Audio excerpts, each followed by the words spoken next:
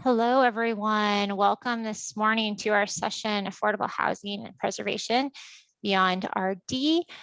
Today, we'll be talking about lots of state and federal resources that exist for preservation outside of just the rural development universe. We've been talking a lot about rural development up until this point. So thinking about what can complement work that in the RD space and also just other projects funded by other agencies and other funding sources.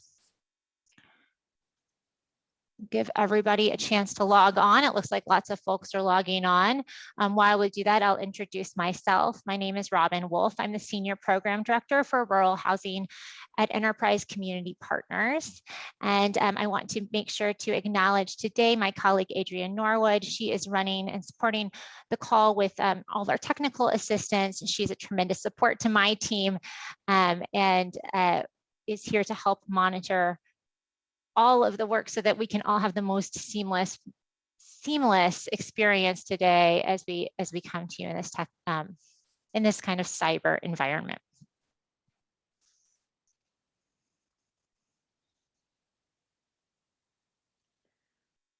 Okay, it looks like most of the folks have joined us. Again, thank you and welcome. Today is session 4 of our Rural Preservation Academy. We are focusing today on financing tools and just products outside of the USDA rural development universe and what's existing that are preservation and what are preservation opportunities beyond the rural development portfolio. With that, I want to start us off today with a land acknowledgement. I'm inviting my colleague Dustin Baird, who is our Native Program Officer, to lead the land acknowledgement today for us. Dustin is a really trusted and important colleague of mine who has taught me a lot about the practice of land acknowledgement, and I'm excited to have him share his acknowledgement with us today. Good morning. Thank you, Robin. Thank you for having me. Good morning, Adrienne. Aomi Dankiapi. Mato hitika lemielo. Chante nape washe cherries populo nama Lakota. And what I said was, hello, my name is Dustin Baird. I am Lakota and I greet you with a heartfelt handshake. And I will give a land acknowledgement today that was created specifically for the Portland Vanport area. I felt it was important to reach out to the Confederate tribes of the Umatilla Indian Reservation for assistance with this, just because it's old protocol to reach out to whose ever land that you will be occupying or using the resource for, to just to get their blessing in there and just to be considerate. So let me start today.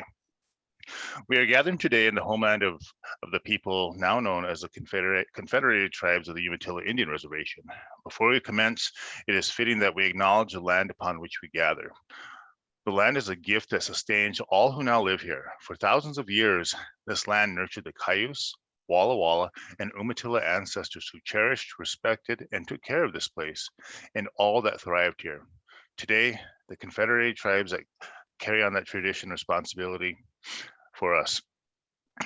We also recognize the Confederated Tribes for their current partnership with Enterprise Community Partners, and we encourage everyone to learn the history of the indigenous peoples of whose homelands you now live.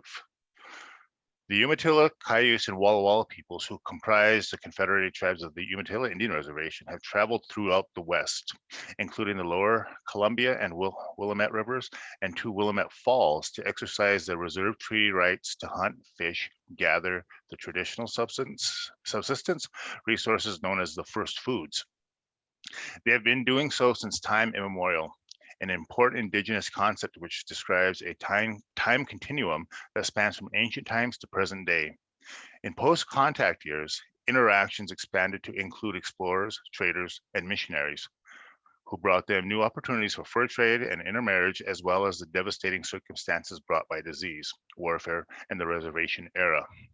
Through cultural adaptation and uninterrupted treaty rights, the Colorado tribes, Colorado, excuse me, Confederate tribes of the Umatilla Indian Reservation never ceased to continue to travel to the lower Columbia and Willamette River Falls for seasonal traditional practices and for other purposes. Tribal members have always camped, fished, hunted, and gathered first foods like salmon, lamprey, deer, camas, wapato, nuts, and berries in the area. Carrying out traditions in and around lower Columbia Willamette rivers, including traveling to Willamette Falls, a highly productive site that drew many tribal people, the region offered a temperate climate, access to abundant fish and waterways for transportation, as well as trade and social interaction for indigenous groups for this region, and it still does today.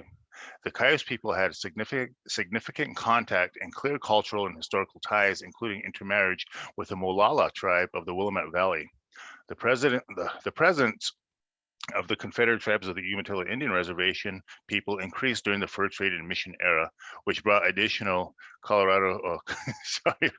Confederate tribes of the Umatilla Indian Reservation members to the valley and increased the use of Willamette Falls. Lastly, the Cayuse 5 trial, during which tribal headmen were tried and convicted in Oregon City, adjacent to Willamette Falls, for the deaths that took place at the Whitman mission, created deep and unresolved trauma that adds to the Confederate tribes of the Umatilla Indian Reservation's connection to the Portland and metropolitan area. Thank you. Thank you, Dustin, for that. And thank you for being here and giving us a sense of place as we begin and we talk in this virtual environment. This session and the series of sessions is focused on the Pacific Northwest. So thank you for giving us a sense of place and a sense of tribal ancestry and heritage and continued stewardship of the land by the indigenous peoples of the Pacific Northwest with that land acknowledgement. You're welcome. Thank you. And one quick plug. There's an excellent episode of Top Chef on Bravo Channel right now, and the challenge was for the chefs to use the first foods of the Umatilla tribe to create their dishes. Pretty good stuff. Check it out. Thanks, Robin. Okay, thanks, Dustin, for some homework for us today, a little bit of fun and a way for us to learn a little bit about the Umatilla tribe and how and their stewardship, continued stewardship of food sovereignty. So thanks for that, Dustin. Dustin and I both work for Enterprise Community Partners, and Enterprise Community Partners is an intermediary in the housing space. As a national nonprofit, we address the affordable housing crisis from a variety of angles, including through grant stewardship, but also through tax credit syndication and through our CDFI, or Enterprise Community Loan Fund. We have over 1,100 employees nationwide, and we're one of the earliest social enterprises. So our vision is to have a country where home and community are stepping stones to more, and our mission is to make home and community places of pride. And our partners in this work in the Rural Preservation Academy include Fannie Mae, JP Morgan, Chase and Company, Oregon Housing and Community Services, and the Collins Foundation. Of course, we would like to thank others in our network, the USDA Rural Development Multifamily Office, the Washington Department of Commerce, the State Housing Finance Commission, and today our guest presenters from HUD and others who partner with us as we deliver this work to you. This is all part of our framework for preservation, including the identification of homes, pre-development, acquisition, rehab, and stewardship. Today, we're moving in a little bit from frame setting into a little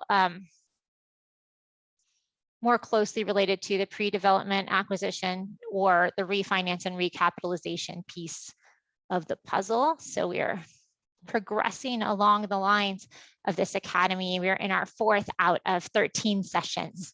So about a third the way through. Just want to do a little bit of setting the space, preservation and recapitalization, and kind of thinking through the definitions of the two. Preservation is really safeguarding for long-term rental assistance for our current and future generations.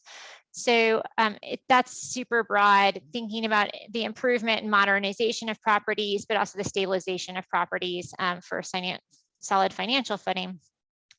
There's a difference in preservation and recapitalization is really that word capital in the middle of recapitalization and the money. So as we talk about recapitalization, we're getting into really the refinancing, the financial restructuring of first mortgage loans, the adding of a secondary or a subordinate loan or a grant or a coverable grant, or the contribution of tax credit equity or in creating a partnership that allows for additional equity to come in. So just wanting to, as we move along through that spectrum, kind of think about where we are in this process. And we're really today going to talk a bit, about both, about how we move from thinking about preservation into kind of recapitalization. There are several options for recapitalizing. We have to work with USDA or HUD if they are part of the original financing package or they have things originally were refinanced. Thinking about rental assistance, thinking about the debt that is currently on the property, what could be refinanced out of that debt using either USDA or HUD products. Also looking at additional debt that might not be directly in USDA or HUD portfolios. You also think about attracting soft funds, home and CDBG, Federal Home Loan Bank, foundations, and additional new debt, which might be a subordinate loan from a CDFI. And then there's also the possibility of financing with the low-income housing tax credit.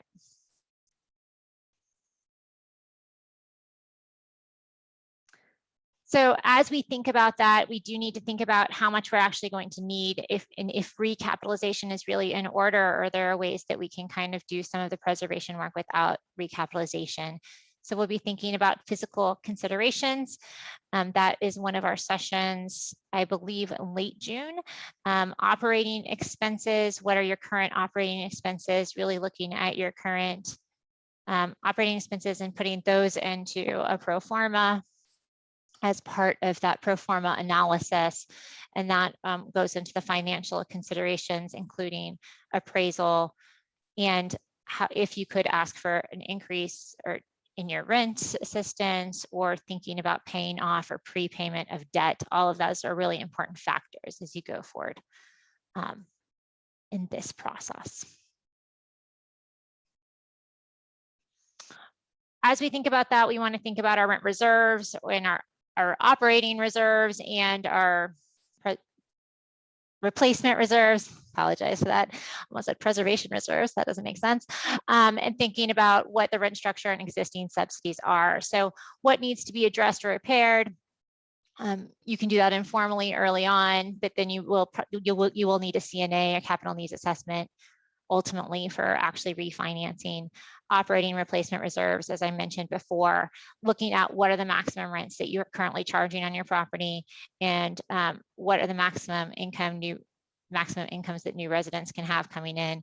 Are rents capped at 60%? Are they capped at 30%, 50%? Do you have a mix based on either a LURA or a RUC in the case of RD, or some other, or home or CDBG, as we'll talk about a little bit later.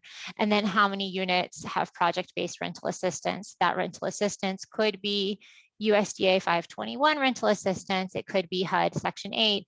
It could be coming from a variety of sources. You might have a USDA loan or USDA finance property with Section 8 rental assistance. All of those we see in rural portfolios. So hopefully we'll be able to kind of touch on how to put that puzzle together. Some other things that need to be considered are your long-term ownership goals and preservation.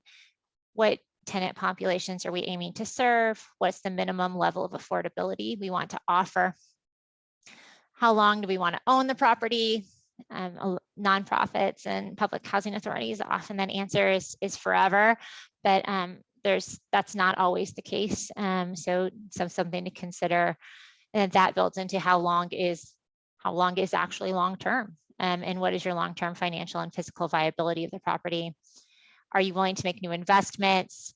If so, what how much and why, and do you need a minimum level of financial return? So cash flow might be the way you pay for your staff members. So figuring out who's on property, or maybe your asset manager.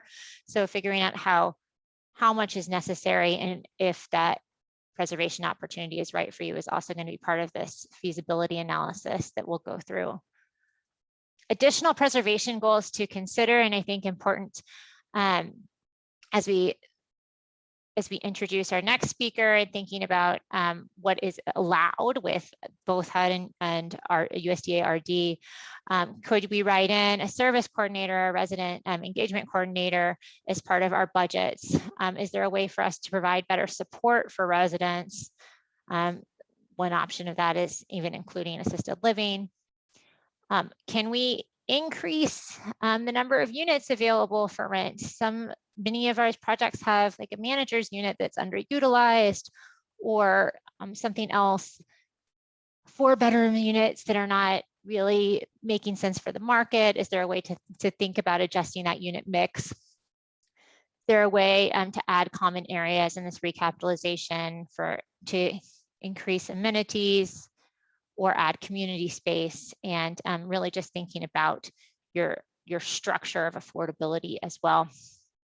Other items that come up are energy efficiency improvements, ways to adjust and improve cash flow. Are there operating expenses that you might be able to adjust, given changing your garbage company or something along those lines could factor in.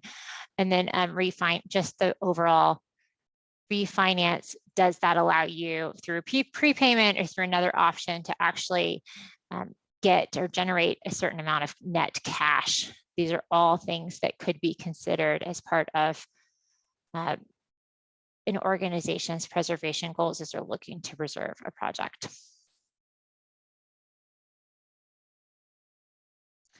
Okay, so with that,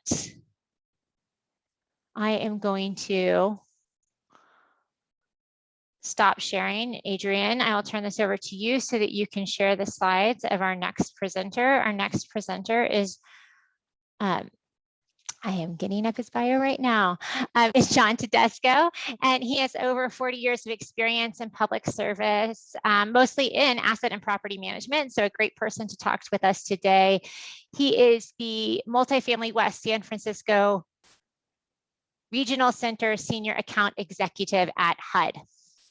And he started his career in public service when his father joined the Peace Corps, and he spent several years exposed to increasingly changing Africa seeking assistance while it navigated its way through newly found independence from colonialization. And I think that's a really fascinating story to public service. And I'm excited to have John here and talk to us about the HUD portfolio, how we think about preservation of our HUD properties in the Pacific Northwest region, and also having some time for John. And he has a couple members of his team who are here to help us answer specific questions about properties that we might be working on right now. So with that, John, I'm going to turn the mic over to you. Thank you, Robin. Appreciate it very much. Again, my name's John. Before I begin, I'd like to have some colleagues of mine from the HUD Denver office introduce themselves. Diane, Kristen.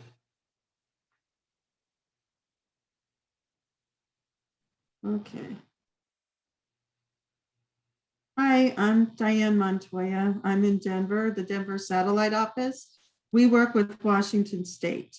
I'm also a senior account executive. Sorry if fumbling around for the mute and the video button. Oh. Hello, my name's Kristen Padovic. I work with Diane. I'm also in the Denver HUD office, and I'm also a senior account executive, and I have a number of properties in my portfolio that are in the Washington area. I'm a recent move to Denver. I actually was in the Columbus, Ohio office, so I have a lot of information, a lot of knowledge about the Midwest, and I'm just starting to get to know the West side. Thanks. Thank you, both of you. Appreciate it very much. Let's go to slide 2. To begin, I just wanted to say HUD oversees more than 22,000 privately owned multifamily properties across the country. These homes were originally financed with FHA insured or direct loans, and many are supported with Section 8 or other rental assistance contracts. HUD's existing stock of affordable rental housing remains a critical resource for seniors and families who otherwise would not have access to safe, decent places to call home. Preserving properties for their affordability means to HUD, to everyone, to successfully recapitalizing them using long-term rental assistance. Improve and modernize properties through capital repairs, and stabilizing them by putting them on solid financial footing. To make this possible and also increase the useful life of properties, HUD is encouraging modernization, having owners consider using low-income housing tax credits, state and local grants, and lock in long-term rental subsidies that provide stable sources of rental income. Let's go to slide 3.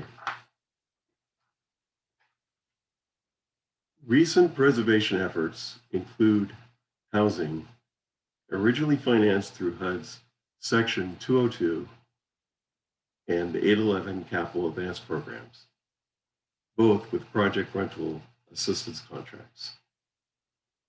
The Section 202 program funded the development of housing for elderly households. The Section 811 program provides funding to supportive housing designed for the disabled who are very and extremely low income. The earliest Section 202 Capital Advance properties are now more than 20 years old. Many of these properties already have capital needs far greater than available capital resources. As capital needs grow with the age of the property, it has proven difficult for owners to build up enough reserves through modest rent increases to adequately fund the reserves for big ticket item replacements. As the country ages and the affordable housing stock is already inadequate for the rapidly growing population of low-income seniors, preservation of existing housing becomes all the more critical. There was a recent survey of the entire portfolio of over 2,800 Section 202 PRAC properties, and it indicates that many of these buildings will need major systems updates, energy saving upgrades, and up-to-date accessibility features, but lack the resources to address them. One sponsor found that 27 communities in its Section 202 PRAC portfolio had an average per property need of over $970,000, but reserve for replacement balances were totaling less than half of that. However, the nature of the capital advance, being that it's a government-held forgivable grant, did not allow 202 PRAC property to take on debt or leverage external financing to meet capital needs, like other types of HUD-funded properties.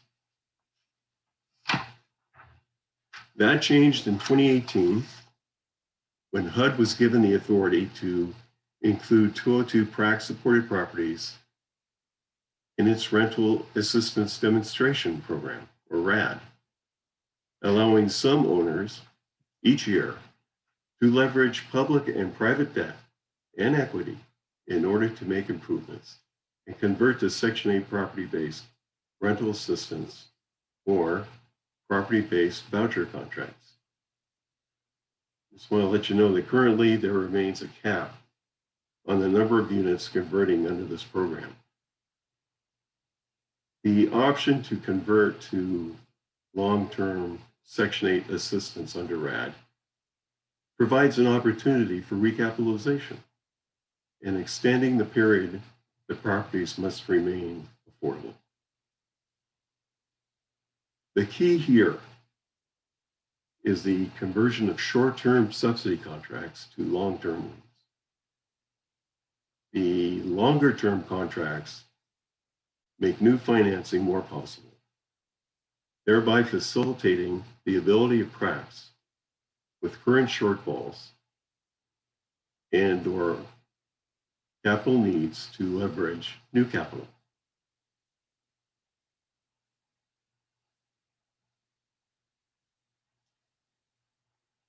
Just want to let you know that HUD funding for fiscal year 2021 now extends eligibility of RAD conversions to Section 811 supportive housing for people with disabilities.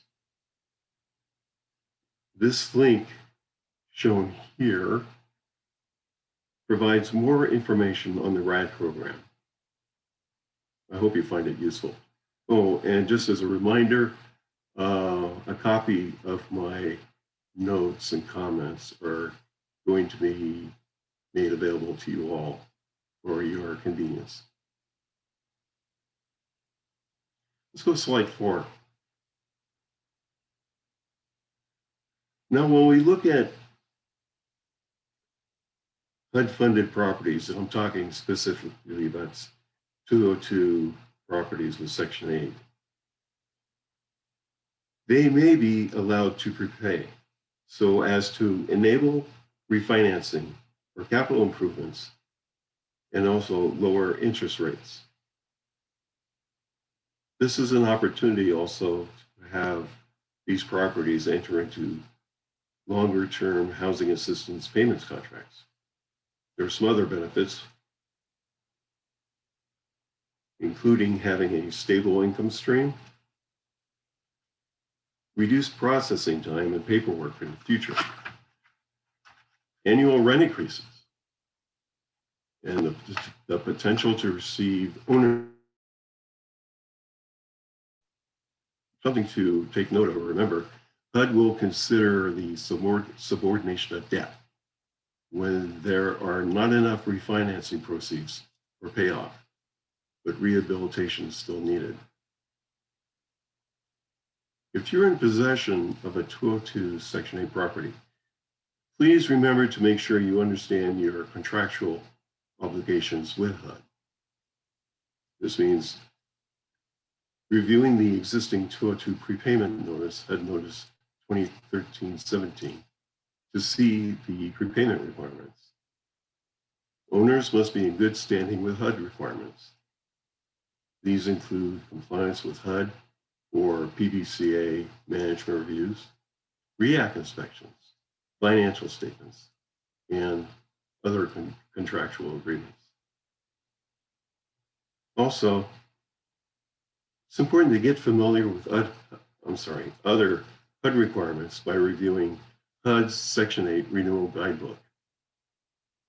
Slide 5, please.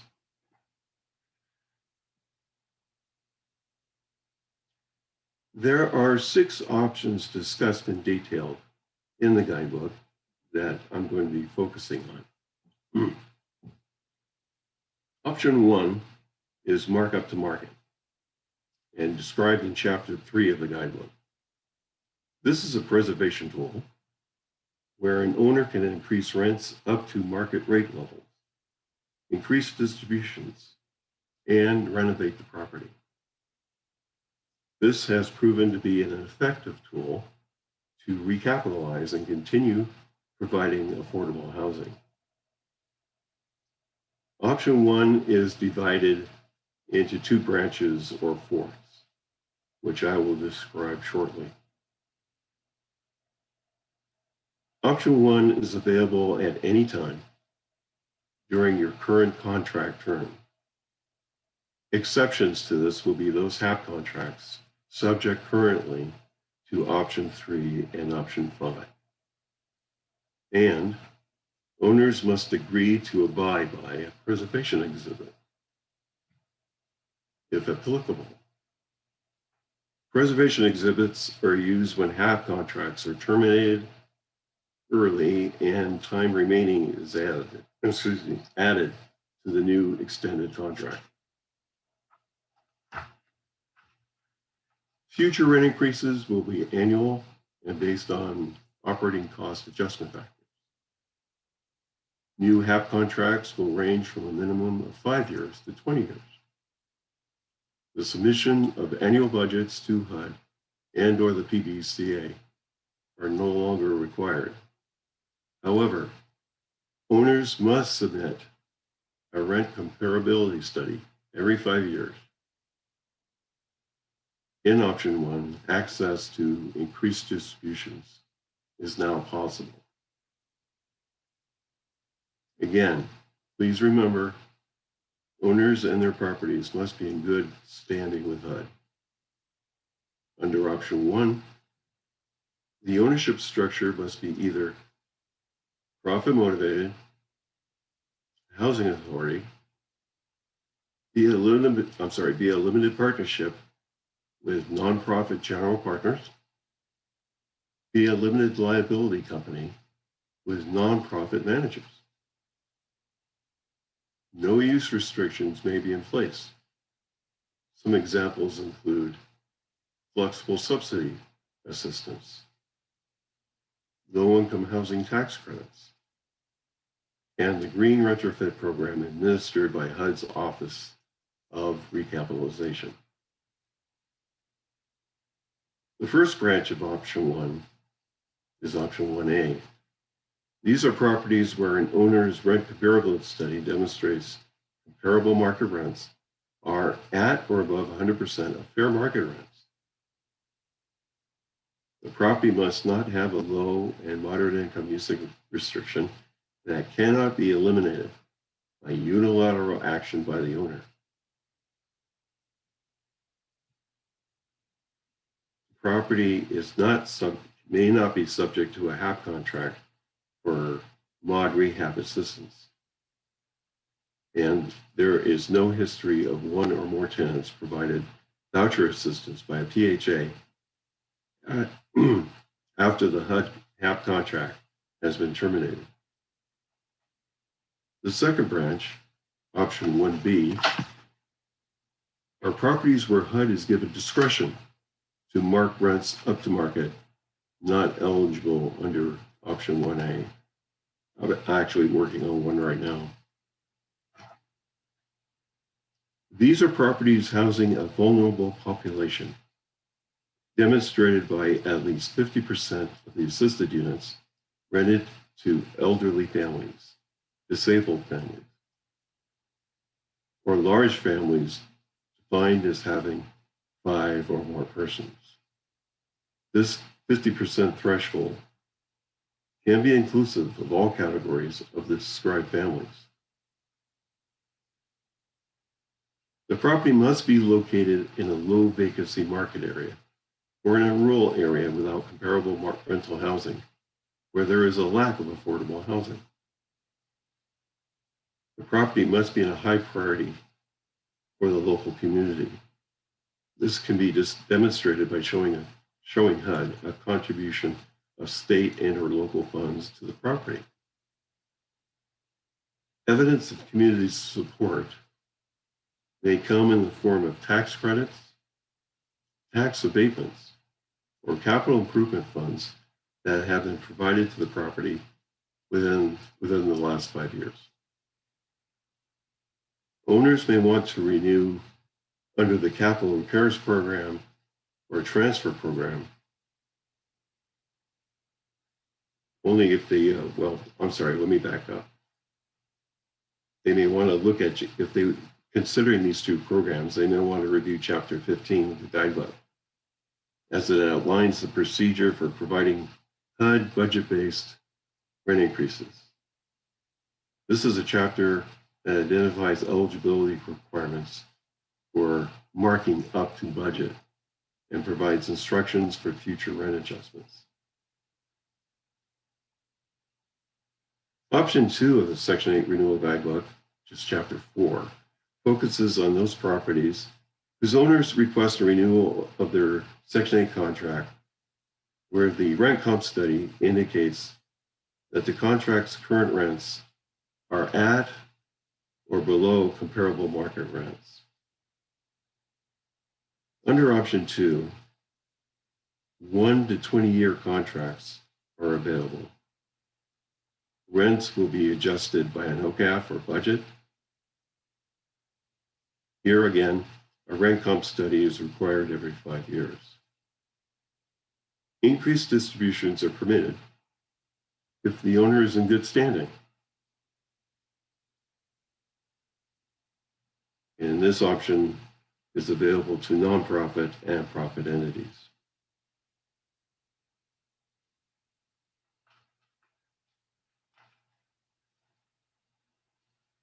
Option 3 is the mark-to-market portion of the guidebook, which is Chapter 5, where contract rents are reduced to market levels.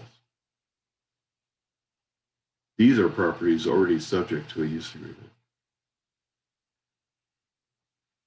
There's an option 3A, which renews the contract with rents at market levels without restructuring FHA loans or FHA loan debt on the property, often called a haircut. The reduced rents are based on a rent comp study, and the Section 8 contract renewal may not exceed 12 months. Under option 3B, a mortgage or rent restructuring and contract renewal are with rents marked down to market. Here, 1 to 20-year Section 8 contracts are available. FHA loans will be restructured so as to match amortization using reduced rents. Rents are adjusted annually using operating cost adjustment factors only. An owner may not terminate this contract early for a different option, and an owner must renew the contract up to the use agreement term. Option 4 of the guidebook in Chapter 6 describes those exception properties that are exempt from debt restructuring under the Multifamily Assisted Housing Reform and Affordability Act of 1997, better known as MARA. Properties exempt under MARA for debt restructuring are those for which the primary financing or mortgage insurance was provided by a state or a unit of local government, originally financed under the 202(8) and 515(8) programs. However, if refinanced using FHA mortgage insurance, they may be eligible for restructuring. Another exception would be the 202 and 811 PRAC properties and SRO mod rehab properties, as they have Section 8 contracts funded under the McKinney Act.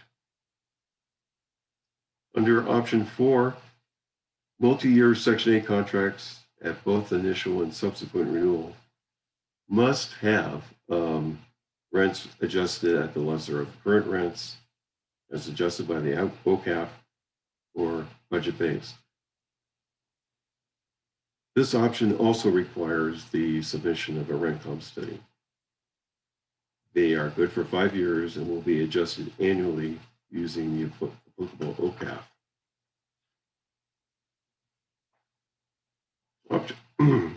Option 5, Chapter 7, are for those properties whose owner participated in an early demonstration program with HUD and recorded a subsequent use agreement.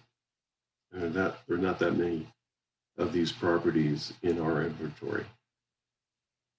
But if the property has either a recorded mortgage restructuring demo program use agreement or a recorded budget-based without a mortgage restructuring demo program use agreement, the demo contract must be renewed under option 5. The owner is required to accept offers from HUD to renew the Section 8 contract throughout the term of the demo use agreement. Therefore, an owner cannot opt out of the contract. Section 8 contract renewals may have a minimum term of 1 year with a maximum term not to exceed the lesser of 20 years or the remaining life of the existing use agreement. Now, if I may, I'd like to circle back on chapter 15, mark up the budget. This option is designed to facilitate ownership transfers to nonprofit purchasers and/or capital repairers by nonprofit owners. Rents may be increased on a budget basis for acquisition and/or rehab costs, subject to a market cap. Pursuant to the renewal guide, HUD may approve rents at the post-rehab rent level. This is the rent that the unit will be able to command in the market after repairs are completed. The post-rehab rents will take effect when the rehab is complete. This option was originally only available to nonprofit purchasers and owners, which may include nonprofit controlled, for-profit, or limited dividend entities. Currently, for-profit owners may request a waiver in order to participate in a Chapter 15 renewal. Note, please, that a nonprofit controlled partnership, or LLC, may elect to proceed under either markup to market or markup to budget. Some Chapter 15 eligibility requirements include an owner being a nonprofit charter or having a nonprofit charter under state law, or in certain cases, a profit-motivated organization, if a waiver is provided by HUD. Another requirement is that there be a 501c tax-exempt status, except for limited equity cooperatives or properties where such status was not previously required to participate in the HUD program. The ownership must demonstrate here financial solvency with no unresolved audit findings. The property must have a REACT score greater than 30 for capital repairs, or greater than 60 for transfers without capital repairs. Additional requirements include the parties or there be a previous ownership or management experience with affordable multifamily housing. And the ownership must have community ties. A national or regional nonprofit must joint venture with a local nonprofit or secure majority tenant support. Chapter 15 focuses on budget-based rent increase submissions that, 1, address needed repairs, 2, increased replacement reserve contributions and/or debt service on a new rehab or acquisition loan, and 3, where all costs are budget justified. Chapter 15 also discusses owner distributions, which HUD generally prohibits to nonprofit owners of subsidized properties. However, this limitation does not apply to nonprofit controlled limited partnerships or limited liability corporations. The required Section 8 contract term under Chapter 15 is 20 years. HUD also requires a use agreement that extends for 20 years beyond the term of any existing federal affordability restriction. There are circumstances where HUD may consider terminating early already existing post-MARA contracts with a markup to budget. Where rehabilitation is scheduled, rents may reflect the post-rehab market comparable rents if they're greater than current rents. Please remember that higher rents will not be effective until critical repairs for moderate rehab or the entire construction scope for sub-rehab requiring construction loan is completed. HUD may waive this limitation if the lender requires full debt service at closing. Under Chapter 15, during the contract term, rents will be generally adjusted using an OCAF up to the OCAF adjusted market rent cap. Rents will be readjusted to market, up or down, every 5 years based on the new rent comp study.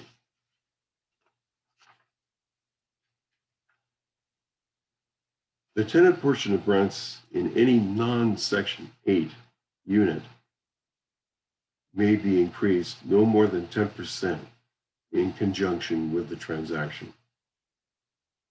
Owners will need to prepare a comprehensive needs assessment for HUD's review and approval. The submission of a rent comp study with as is and after rehab rents. Under Chapter 15, possibly HUD will require an environmental review. Also required will be a sources and use funding statement. And under certain circumstances, a tenant relocation plan. Let's go to slide 6. Now I'd like to take a moment to reflect on some key takeaways from my presentation, revealing problems that could impede preservation efforts. Required documentation is not submitted in a timely manner. The submission is incomplete or inaccurate. There is a lack of communication with HUD and the contract administrator, the PBCA. Or in some cases, the owner is not familiar with contractual agreements. Sometimes, unfortunately, there are funding difficulties coming out of HUD headquarters. Another possible problem, is the processing time for HUD and the owner to complete and/or review rent comp studies. One thing to remember, HUD signs last on all documents.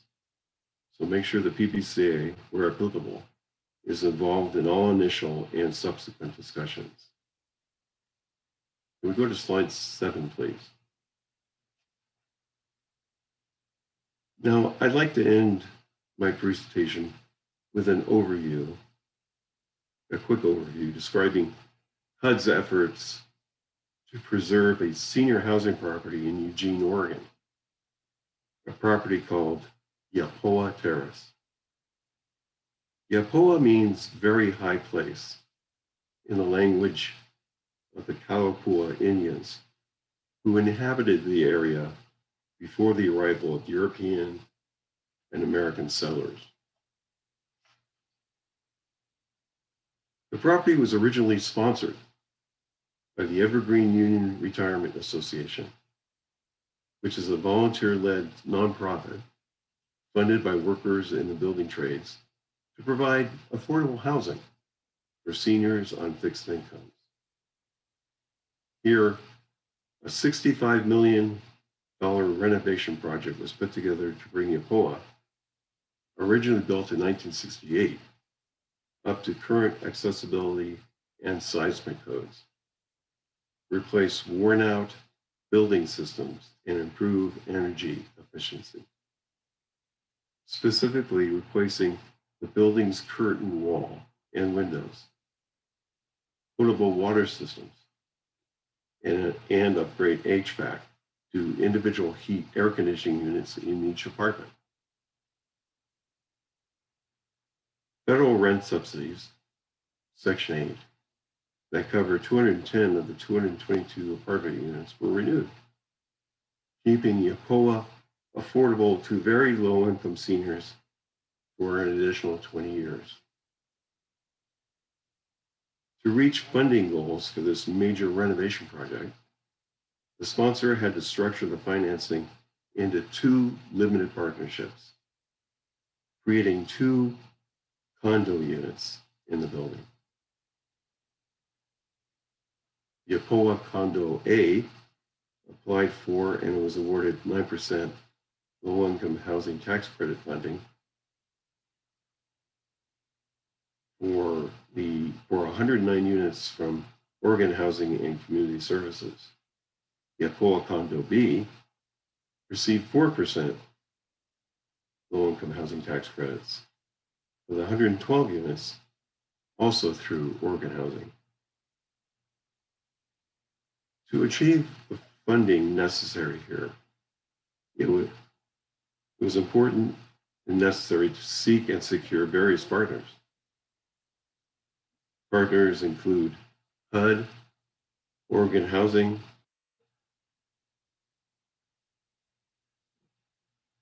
FHA loans at PNC Bank, also the City of Eugene using CDBG funds, and the Eugene Water and Electric Board grant. Well, that pretty much concludes my presentation. I just wanted to mention Yapoa as an example of successful efforts to preserve housing. So I hope you found this helpful and encourages your interest in the preservation of affordable housing. Thank you, John. Oh, sorry, didn't mean to cut you off there. Thank you. I know we had one question come in through Q&A, and it's a question related to RD properties that have HUD project-based contracts. Which options are available for those types of properties? And this question specifically is the markup to market option available for an RD property with a HUD-based a HUD voucher system. I believe so. I think it's going to be important that this question excuse me, allergies, be explored by HUD, by contacting the HUD account executive and starting the conversation there. But I think it is possible. Okay, great. I'd love to open up for other questions via chat or via Q&A about HUD or vouchers with HUD. And as we're waiting for those to come in, we've in some of the technical assistance conversations I've been having, is folks have been asking for rental increases or looking at seeing if rental increases were viable. One of the pieces that they're interested in is thinking about internet access for their residents. And I was wondering if that's available to be written in to allow for, a per unit rent increase, or how might we be able to finance something like that, seeing as, this past year, we've seen a real need for our residents to have access to internet. That's a good question. I'm not sure. I know the White House and HUD separately have started looking at this. And again, it's something to start a conversation with the HUD account executive. But what I will do is I'll explore this further with my leadership. I know that Eileen has said recently that we need to be really careful, especially with the RCSs coming in for these markup to markets. We've had several of them that have given, that have said that that would be something that they get rent for. But right now, just like John said, it has not been decided in headquarters. And Eileen sent out a little memo to us, just reminding us that for now, we have to go with a no. I mean, Okay. they're very good. We all totally get what happened in 2020. We all understand that there is a very good chance that at some point, internet access will become a utility type amenity. But right now, if you're doing a markup to market RCS, please make sure that that is not included, because it will not be accepted in the Denver office right now, because headquarters hasn't ruled on it yet. Okay, thank you for that insight. Oh, Diane, Sorry, sorry. just a little quick clarification. Eileen Harity is our director here in Denver. So that's who Kristen is referring to, but she's absolutely right. No, thank you. It's not exactly what we want to hear, but thank you for that clarity and guidance there. If I may, I know AT&T has set aside potential funding for, you know, internet access. I don't know how far that reaches or when it's going to be implemented. But again, I'm going to, you know, bring this up with my leadership in San Francisco.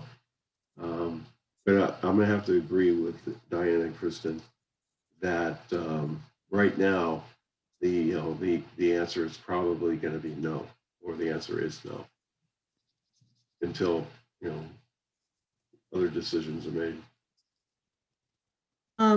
If I could, I know in Robin's presentation, she mentioned adding a service coordinator program in some cases. That is something that HUD has supported for many years. And that is spelled out in the current Section 8 renewal guide as grounds for a positive adjustment. Can be included in the rents for a lot of properties. Without going into those details, what we are taking a hard look at right now is the reasonableness of those potential positive adjustments. So, but that is not a hard no. That is something that could be included in an RCS. And again, it talks about the availability of the program. So a nebulous idea just to add one without anything behind it, that we might say no to. But otherwise, that is something that you could include in the rents if it's not included already. Thank you, Diane. I remember when Eileen was speaking last year for the Colorado Preservation Academy, mentioning that that is an avenue, and it's really important that we have a way to kind of allow for the accounting of that above the line on HUD properties, as we know that supportive services are really important. Again, this last year, I think, has really highlighted how wraparound services are so necessary for the operation of our properties and to best serve our residents. So I hope that as we're thinking, as our groups that are taking part in this call are thinking about doing these rental renewal contracts and all that, that's something that's considered and thought of and be able to talk through with their account exec as they move through the process of that. Any other questions for John, Diane, or Kristen and the team from HUD before they are off the hook and we move on to another speaker? Oh, it looks like I've got a good long juicy question here from Brian Ketchum. John mentioned the LLC is an acceptable ownership in a current transaction, that there seems to have been a struggle with the LLC is not an acceptable ownership and had to go back and create an LP. Well, HUD published its preferred ownership structure so that that kind of back and forth could be avoided because it did create a loss in time and additional expense. I'll look into that. Okay, Brian, I'll look into that. You want to, I could let you talk if you'd prefer. But Diane, did you have an answer there? Well, yeah, obviously, a lot of times these questions don't tell us everything to give you the exact right answer. So looking into it is the ultimate answer that we give. But having said that, it's possible that the LLC did not have a nonprofit manager or something like that. If you remember from John's presentation, there are some caveats possibly. So if you want to refer to preferred owner structures again, that is spelled out in the Section 8 Guidebook and Chapter 15 and Chapter 3, I think. Those are the particular sticky ones. And so a lot of times the ownership structure is not eligible for a chapter or a option 1 renewal, but there are blended transactions that we've done to kind of make all the pieces fit and things like that. So yeah, bottom line is send a specific question to your HUD account executive and you could probably come up with the right answer, but am I mute? Am I muted? Oh, okay. No, Diane, I was asking. I'm actually I'm trying to give Brian the ability to provide more insight because I don't know the exact insight. So I'm opening up his line. So that was but you're not on mute. We heard that. Thank you, Diane. No, I'm sorry. So there we are. Okay, Brian, you should.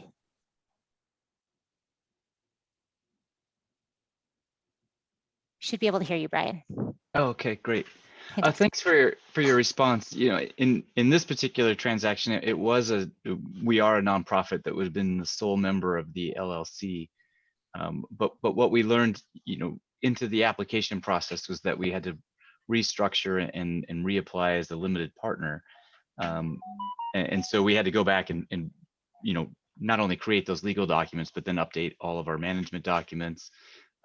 You know, the impact of that change resulted in, you know, 6 weeks loss of time and additional expense creating that. And so and we were working with a HUD consultant that had structured several of these in the past. And so it seemed like more of a recent change or determination in how what the preferred ownership structure is. So it's just a comment. It just, you know, from a practitioner in the field, if we know that, then we can try and structure those pieces, you know, upfront in a way that's going to be acceptable.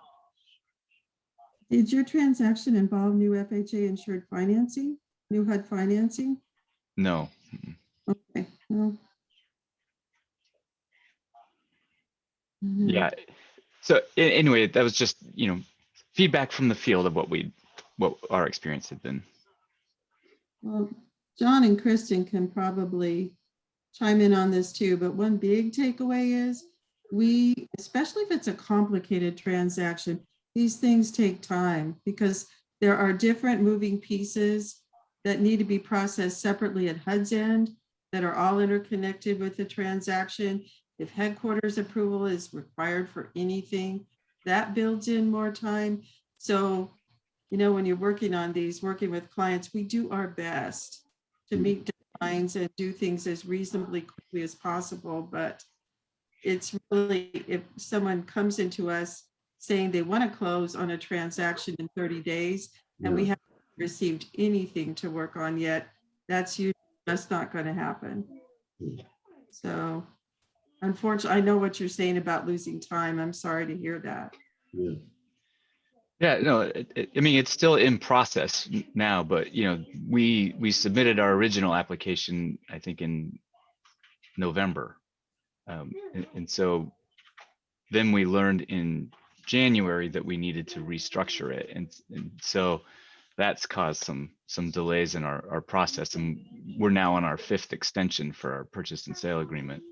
I think we're close to, you know, getting final approval to work through, but you know, those are just some challenges in the process. So.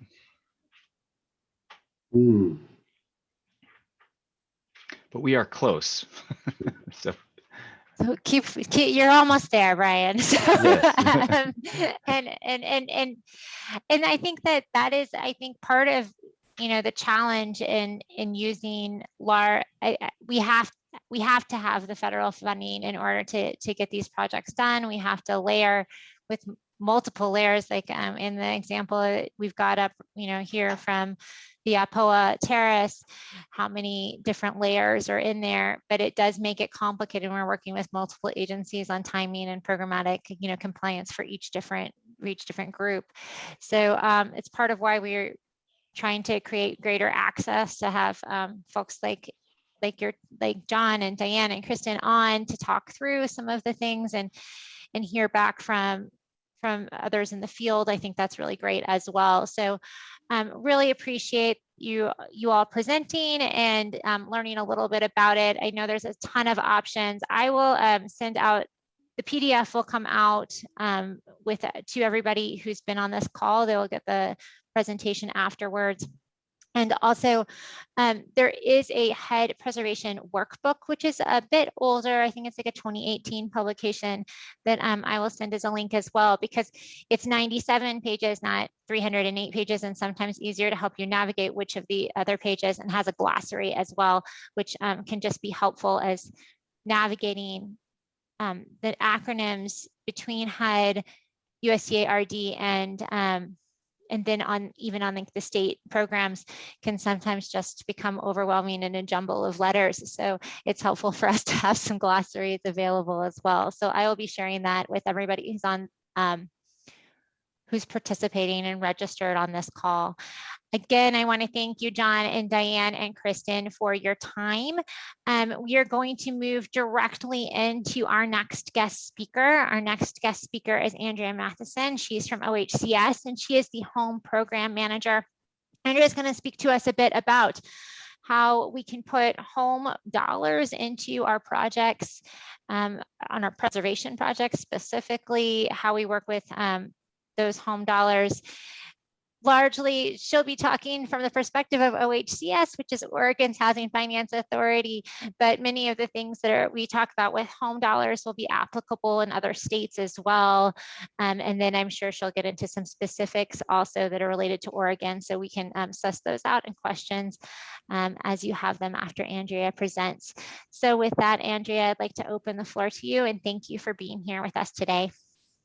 Thanks, Robin. I just want to appreciate everyone from Enterprise for convening this conversation. As we know, it's a really critical topic. Also, as Robin said, Andrea Matheson, Oregon Housing and Community Services. I've been managing the Home and Housing Trust Fund resources for OHCS only since October, so please keep that in mind.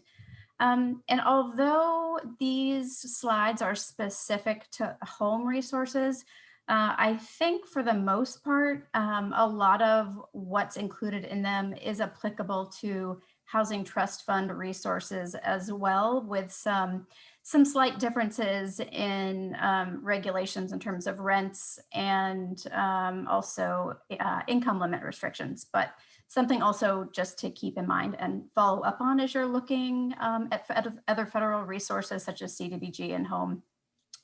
All right, next slide. So I think a lot of folks here today are familiar with home as a funding source, but as a reminder, these are resources that are allocated by HUD to local jurisdictions, both cities, consortiums, and state governments, called participating jurisdictions, based on a formula that includes population size, poverty data, things of that nature. Individual participating jurisdictions program these dollars based on a consolidated planning process that HUD requires annually. And so as you think about whether or not you may be interested in pursuing them, just know that on an annual basis, how your jurisdiction allocates and prioritizes those resources is a public process that you can plug into. They are required to solicit public comment, and that you do have that opportunity to provide feedback about how preservation of existing affordable housing is a priority. You can provide that feedback at a high level, but also I think you can provide that input in terms of some helpful specifics too, in terms of program manuals, policies, and procedures.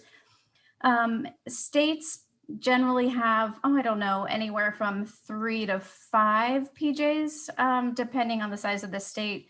And so you can find detail about contact information and which jurisdictions are included in a state receiving home resources on the HUD Exchange website. So when these slides are posted, that's a live link that you can use to find more information. Next slide. Actually, can you go back a slide? Sorry.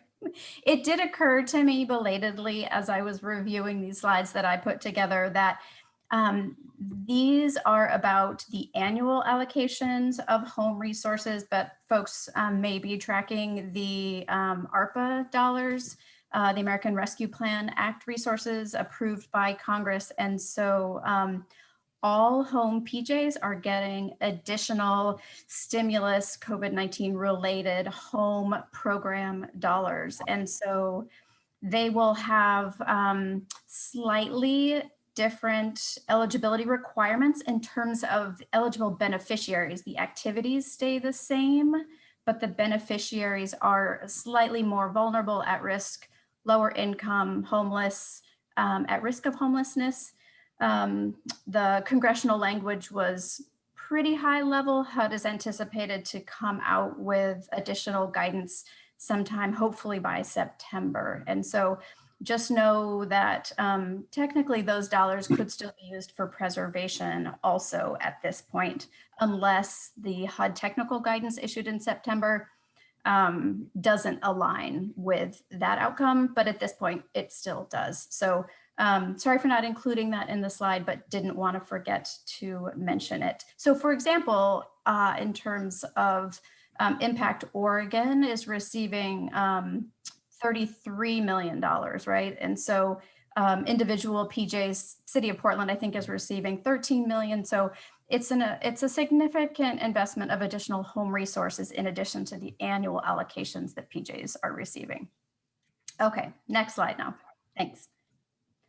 All right, home can be used for, as some folks are probably already familiar with, a variety of activities. It can be invested into a project, a preservation project, either as a grant or a loan, depending on what the PJ has determined in their program policies and procedures, which they are required to have in written format and posted online, available for public review.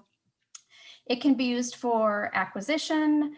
It can be used for rehab. It can also be used to refinance existing debt on a property. And then it can also be used to fund the first 18 months of the initial operating reserve during the lease-up period, which may or may not be super helpful if you have an existing occupied preservation project that you're dealing with, but just wanted to call that out. So there was something else I was going to say around acquisition. I can't recall. It'll come back to me. Home is actually pretty flexible in terms of how it can be combined with other state and local resources. You can combine CDBG, trust fund, and home, oddly, in the same project. It also pairs well with tax credits. The only thing I think to note there is sometimes preservation projects already have an investment of home. And so you cannot award home resources to a project that may have already had home awarded to it that's under a legally binding agreement. What you can do is apply for home resources in the last couple years of the generally 20-year affordability agreement on a project of this nature. You just cannot enter into the legally binding commitment phase of the award until that 20-year affordability period is over. And then lastly, and I'm going to touch on this in a little bit more detail a few slides from now, home provides community housing development organizations that have been certified as such with operating support resources, which can be helpful to organizations that are undertaking preservation activities with home dollars. Next slide. So OHCS in 2020 lost access to our 10Q bonds, which we used to fund a dedicated preservation NOFA. And so when we were considering how to program our tax credit NOFA and our home resources for this year, we decided to try something new and dedicate home dollars specifically to preservation activities. So we issued that NOFA, I don't know, end of January, beginning of February.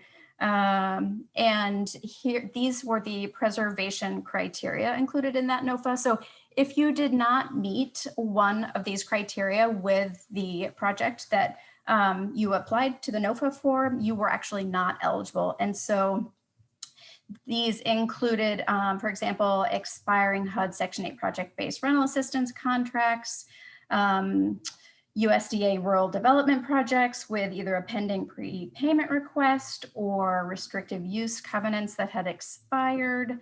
The objective here was that the real priority was to preserve existing rent assistance subsidies, although you can see in the last bullet that we did allow current OHCS portfolio projects who had expiring affordability restrictions to apply as well. What was not explicitly stated in the NOFA as an eligible activity were properties who were at risk of loss due to system failure. So properties that had habitability issues or significant rehab needs, those in and of themselves were not eligible for this NOFA. So again, this is just one example of how a jurisdiction could structure a NOFA or a solicitation with home resources to prioritize preservation. I will add, and I think this is on our website, so it's open for sharing, that we did only receive 2 NOFA applications for these resources.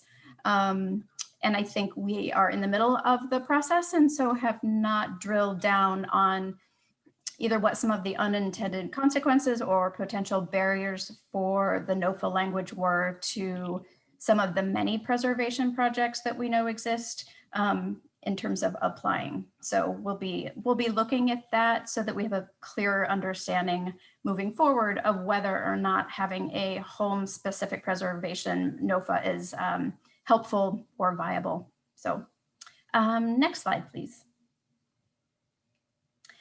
Just wanted to touch base on the home program funding limits so that you had a sense of kind of scope and scale of home as a resource. It's got a minimum home investment of $1,000 per unit, $500,000 per project. That's HUD language. That's not OHCS program requirements.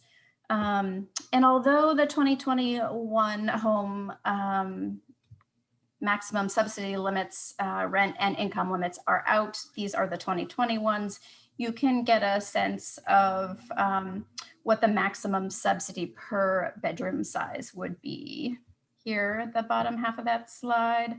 So, yep, 150,000 up to 300,000 for a 4-bedroom unit. And the total home request cannot exceed these amounts per bedroom size by the number of home units in the project. All right, next slide. So I mentioned earlier that one helpful way that home can also support preservation activities is by funding CHOTO operating support. So HUD requires that 15% of each jurisdiction's annual allocation be awarded to community housing and development organizations for projects. So a CHOTO must come in with a project acting as either the developer, the owner, or the project sponsor of the application. And those have very technical HUD definitions that can be found online. So a jurisdiction needs to certify a CHOTO annually as being eligible both to receive that 15% set aside and the operating support resources. And so some of those certification elements that we would be looking at would include being a private nonprofit, Having demonstrated capacity to do this work and serve the community, one of those thresholds is having undertaken affordable housing development for 1 year. They have to have a geographically defined service area as defined in legal documents, bylaws, charters, what have you. And then the board composition has some pretty specific requirements about who can and cannot be on the board. A third of the board needs to represent low-income communities in some pretty specific ways in terms of either living there or representing a low-income population. Public officials have limited number of seats that they're allowed to have on the board, for example. And then once an organization has been certified by the PJ as a CHODO, they are eligible to, and a jurisdiction does not have to award CHODO operating. So, but they can up to $50,000 annually. And so typically what happens is that an entity that is working on a home project can apply to a PJ for these operating support resources and then get an annual award through the application period. If they are successful and receive home funding, they would then be also eligible to receive CHODO operating, generally through the lease up period. So I think kind of with a straight face, if you have a home application that you anticipate working on that is successful, you could be looking at 3 years of CHODO operating support. Again, helpful, I think, when it comes to supporting these preservation projects and their complex financing. Okay, next slide. So as you consider the possibility of home dollars to support preservation activities, or you want to run in the other direction after this slide, a couple things to remember without getting into too much detail. Home is really flexible, but it also comes with a number of regulations that are not flexible. So the environmental review process adds to the timeline. It is not a quick process, and it requires no choice limiting actions until the environmental review has been completed, publicly posted, and approved by HUD. And that can take a variety of timelines, just depending on how complex the project is, where it's located. URA, general information notices, have to be provided to tenants prior to applying to the home for the home federal resources. And because these are preservation projects, assuming they are occupied, then this generally comes into play. Marty's asked a question that I'm just going to respond to really quickly around purchase and sale agreements. A purchase and sale agreement is fine as long as it's got heavy language with the caveats about the environmental review process. And so it has to have that language in there, and those templates are online. They're easy to find with your PJ's assistance, or even just kind of Googling some of that HUD language. One of the elements that we have encountered recently using home for acquisition rehab projects is the lead safe housing rule. So any projects that were built prior to 1978 will trigger compliance with these regulations. A few restrictions apply. So if they are designated elderly units, not simply occupied by older households, but technically designated, legally designated, restricted to older households, or SRO units also do not trigger the lead safe housing rule. Those are the two that come to mind off the top of my head, but all other pre-1978 properties have to have some pretty specific and heavily prescribed testing methodologies. So going out during an application or shortly after an application for federal resources is not super helpful unless you know what else you might be required to do. So a risk assessment is a federal, also state, both Oregon and Washington, for example, state defined term that has a bunch of required elements included in it. So knowing what those are prior to doing any environmental testing for lead-based paint or asbestos, for example, would be one thing you want to be cautious about.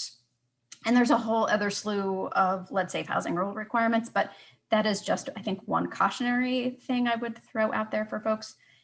And then lastly, Davis-Bacon, my favorite, labor standards. If there are more than 12 home units in the project, it will trigger prevailing wage requirements. Super fun.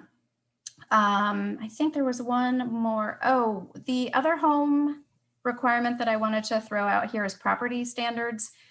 Because preservation activities generally have some element of rehab, just knowing that there's a whole host of property standards that are included in home regulations. Also, I think if there's more than 26 units in the property, a capital needs assessment is required. Some jurisdictions might require a CNA regardless of how many units, regardless of the property size. So that would just be something to look into. I think the question just came in addition to notice requirements, tenant relocation expenses. Yes, tenant relocation expenses are an eligible use of home funds. I love home. It can be really helpful sometimes. Let's see, was there anything else on cross-cutting regulations I wanted to share? I don't think so. Okay, next slide. I think this might be my last one.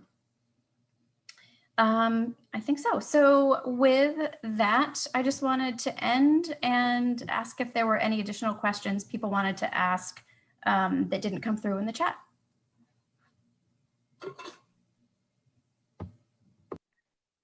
Thanks, Andrea. No, I love home too, and I think it's underutilized. It a little bit sometimes gets a bad rep. But I wonder if you could share some kind of tricks of the trade. I know you mentioned that per unit costs can be you might have a project, for example, that has 40 units, but you're only doing home in X amount of units. I know that in the past I've worked on projects, we limited the number of home units to under 12 so that we didn't have to trigger Davis-Bacon. Are there other sort of tips that you might have for folks as trying to navigate home in that financing stack? I'm thinking about compliance or those cross-cutting regulations with other federal programs. Yeah, I think I would say two things. So one, I'm gonna try and say this delicately, but knowing the federal HUD requirements for the home program well enough to know where you can push a local PJ for flexibility can be helpful, right? I mean, I think OHCS, for example, has a few programmatic decisions that we've made to make our lives easier and to make projects align well with tax credits, because that's how we have provided those resources historically. But there are places though where there's general flexibility if you need it. And so I think knowing what that is, knowing who to ask questions from, yeah, and I think that would be something I would need to think about, right? Because home is super complicated. Not all PJs have staff that have worked with it for a really long time. So that can be a little bit tricky. So some PJs require a certain threshold of home units, but the actual HUD requirement for the number of home units in a project can be really low. So if you have, you know, a $10 million project and it's, you know, your home units only have to be a proportional share of the units in the project of the dollars that you're requesting, right? And so it can actually be really low. So I think being prepared to have conversations with the PJ around why a project sponsor or an application might need or benefit from that flexibility could be something that you would anticipate wanting to do. Not to throw all my fellow PJs under the bus, but we do want to be collaborative partners. No, I hear you. I also think it's important to stress as we talk about rural communities that often there's not that the PJ might be through the actual state, right? In both Oregon and Washington, Oh, yeah. because rural communities are often not in a designated entitlement area. But again, there's going to be reference to that list so that you can double check. And then Marty had another question. Working with some PJs that interpret their responsibility as needing to comprehensively underwrite the development, including the preservation, regardless of the level of home investment. And I guess Marty's question is that their role to underwrite the entire development and looking at an investment of home dollars? Yeah, it's pretty prescribed by HUD in a clear way that PJs have a responsibility to do a subsidy layering analysis, right? And so that does require a PJ to look at all of the other resources that are being brought into the investment, both public and private, to ensure that they have been committed prior to entering into a legally binding agreement for home dollars. But I mean, I think, you know, the level at which a PJ is questioning investment choices is really, you know, a local one, but doing a subsidy layering analysis is statutorily required by HUD. We can't get away from that. We do have to look at the whole project. No, thanks for that. And I remember that subsidy layering analysis review and projects. Other questions for Andrea? But otherwise we can zoom back out a little bit and go over a few other resources. Andrea, I do want to thank you for being here today. Yeah, and for helping us understand. I agree. I also want to plug to everybody who doesn't have CHODO certification to jump through those hoops, because they're worth it for operating assistance that is hard to get otherwise. So again, like Andrea said, you have to go through your PJ or work directly with the state if the state is your PJ, right? Because you're in a rural community. So Andrea, if groups are looking at that in Oregon, would they need to reach out to you to think about CHODO certification? It would depend on where they're located, it depends on where they are located, and it depends on where their project is located, right? So it could be the state or it could be any of the other PJs in Oregon. Right. Oh, that's a really solid point too. If you operate statewide, you would have to do it for the jurisdiction where your home eligible project is going to be. Yep. All right. Thanks. You. Bye. Okay. So just a few more kind of thoughts as we round out the session today. I want to make sure we cover some of the other sources that we didn't have guest speakers to cover. So I will reshare my screen with everyone. And there we are. And we'll be able to talk through a little bit about state housing trust funds. Andrea touched on this, but I do want to really stress how valuable it is to have state housing trust funds. Not every state has a housing trust fund, but Oregon and Washington both do. There will be links in the PowerPoint to how you access more information. The trust fund for Washington right now is the pre-app is closed for the year. I'm not as on top of when the applications are due or how that for OHCS. OHCS operates or administers is probably the better word for the Housing Trust Fund, also known as the Housing Development Grant Program in the state of Oregon. The Department of Commerce is the administering agency for the State Housing Trust Fund in the state of Washington. And the Housing Trust Fund operate differently in different states and have different might have different NOFAs associated with them throughout the year for certain buckets of money, but I think it's really important just that you know those resources are available, and also thank your state legislators and remind them that that money is really important, and continue to find financing for that, because it really can help be an added layer there. Not one to not touch on LIHTC. We need to touch on LIHTC. This is going to be the briefest primer on LIHTC you might have ever seen.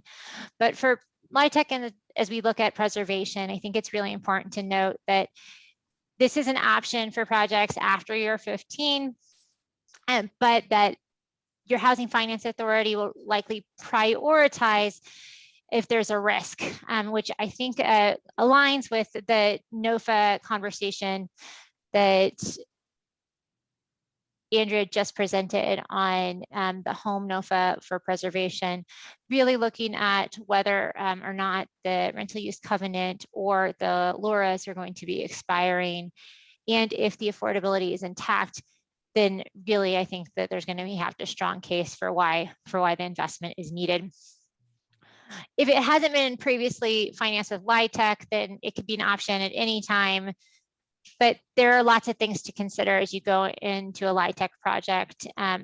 There's 4% versus 9%. 4% provides less equity that can be combined with state level programs. In Oregon, you have the OAHTC. There's a state program in Washington as well.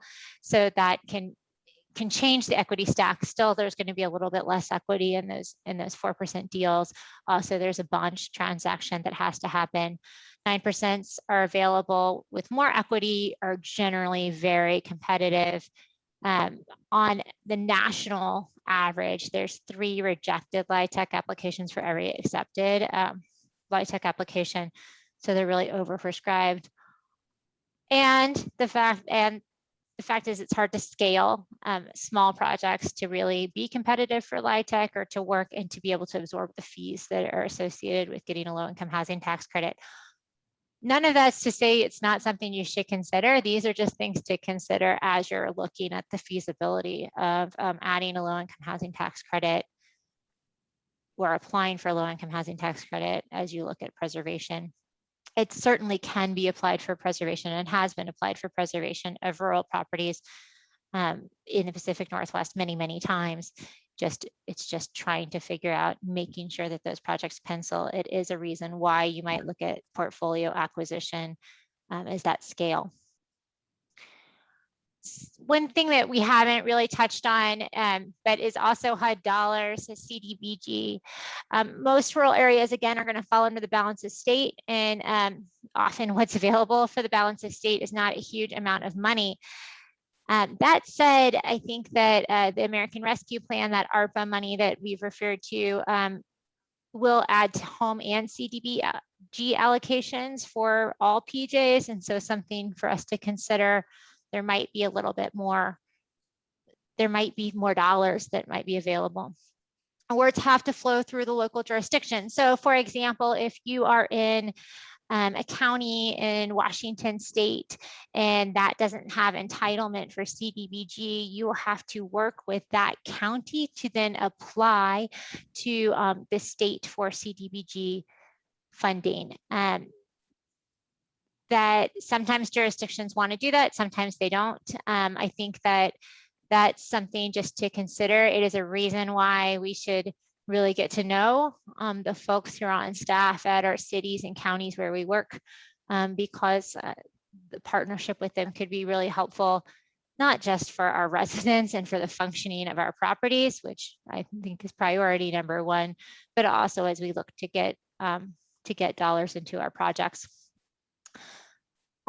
Each state has different rules and different priorities, and is allowed to have different rules and different priorities about what they interpret as eligible. So some states will only put CDBG in for like offsite improvements, things like sidewalks or road, like around your property. Other CDBG, other PJs might consider CDBG a little bit more liberally in terms of housing applications. So it's just something to talk through with your with your PJ, with the group that allocates the CDBG dollars. It is definitely something to pursue, as you saw in like John's slides at the top of the first presentation or second presentation of this session. It can be a source as we build affordable housing development. As always with dollars, it's hard to find what dollars that might work for developer fees. So that's something that you might want to consider too. That said, if your project really needs a new roof, this might be a way to figure out how to finance it. So I want to make sure all these options are known to you. CDBG in Oregon runs through Business Oregon. It does not run through OHCS. And for non-entitlement areas, you reach out through your regional development officer in Washington, the Department of Commerce, and you're going to go through the general purpose round, but again, in partnership with the local jurisdiction. Idaho is through Idaho Commerce, and CDBG in Alaska is through the Department of Commerce, Community and Economic Development. So there's links for all of those. Another source that is really often utilized is the Federal Home Loan Bank AHP program. Federal Home Loan Bank provides a large chunk and provide several $100,000s of financing for a project. It has a kind of complex scoring system, and it does require that you have a relationship with a sponsoring entity that is a member of the Federal Home Loan Bank. And also note that there are multiple Federal Home Loan Banks. So examples include Des Moines and San Francisco. I've seen applications in partnership with each of those branches for Pacific Northwest work. So something to consider. If your banking partner is a member of which one, knowing what the scoring criteria is for that specific Federal Home Loan Bank for its AHP program. There is another layer of compliance for AHP as well. Often though, it works so that they try to match up with USDA and HUD reviews so that you don't have to do a property review for each funding source. But I do want to point it out because we do see it as gap for several projects. And then also just keep in mind there are private foundation and other grants that are available. In Oregon, Meyer Memorial Trust has a housing opportunity cycle. If you really want to get on that, it's open till June 1st. Collins Foundation has some housing priorities within its organization as well. And Enterprise Section 4 has housing opportunities, and that application will come out in the fall. It is only for nonprofit organizations, not for PHAs or private organizations, but something to note is available. Again, these dollars might not be like huge gap financing, but they might allow for costs, like to help you cover costs like redevelopment or staff time as you're working through these projects, because they can take a long time to do.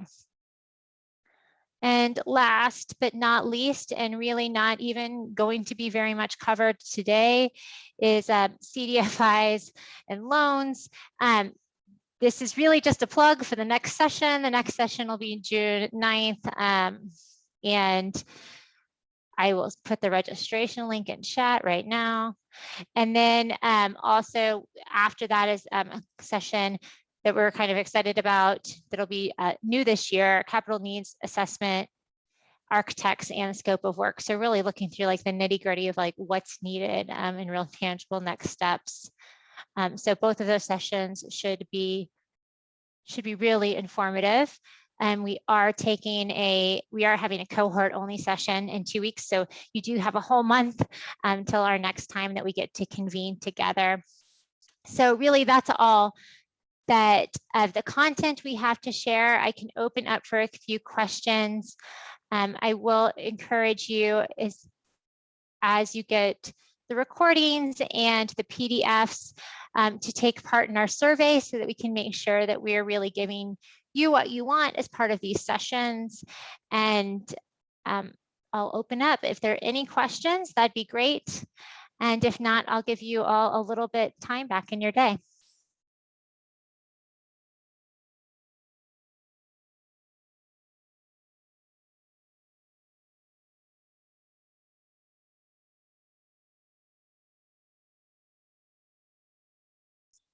Okay, well, I don't see any questions. I do really want to thank all of our guests, Kristen, Diane, John from HUD, Andrea from OHCS, Dustin, my colleague from Enterprise, who helped us with land acknowledgement today, and of course, Adrian, who's always so helpful behind the scenes. Thanks to all of you for being here and for taking part in this session, and we will see you next month. Thank you.